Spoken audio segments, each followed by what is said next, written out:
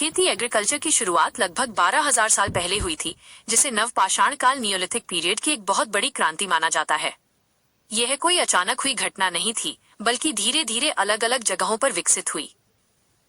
खेती की शुरुआत कब हुई? सबसे पुराने प्रमाणों के आधार पर खेती की शुरुआत लगभग 12,000 से 10,000 साल पहले हुई थी। समय: खेती की शुरुआत नवपाषाण काल नियोलिथिक पीरियड के दौरान हुई। इससे पहले मनुष्य शिकारी और संग्रहकर्ता हंटर गैदरर्स होते थे, जो भोजन की तलाश में एक जगह से दूसरी जगह घूमते थे।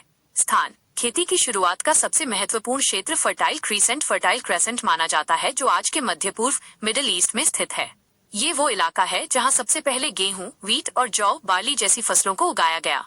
अन्य केंद्र: यह केवल एक जगह नहीं शुरू हुई थी। दुनिया के कई हिस्सों में, जैसे चीन, चावल और बाजरा, मध्य अमेरिका, मक्का, बीन्स और कद्दू, और एंडियन क्षेत्र, आलू में भी खेती का विकास स्वतंत्र रूप से हुआ।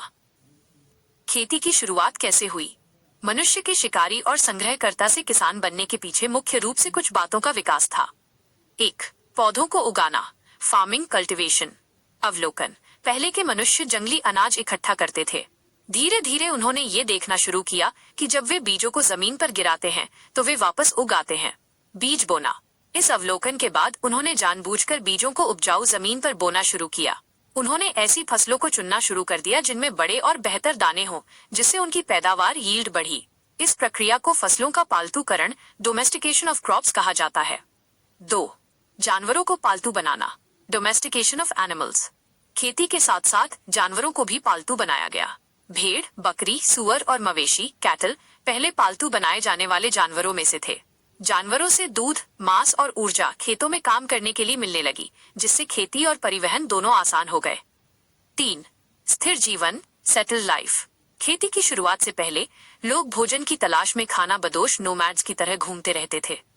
लेकिन जब वे फसलें उगाने लगे तो उन्हें कटाई तक इंतजार करना पड़ा।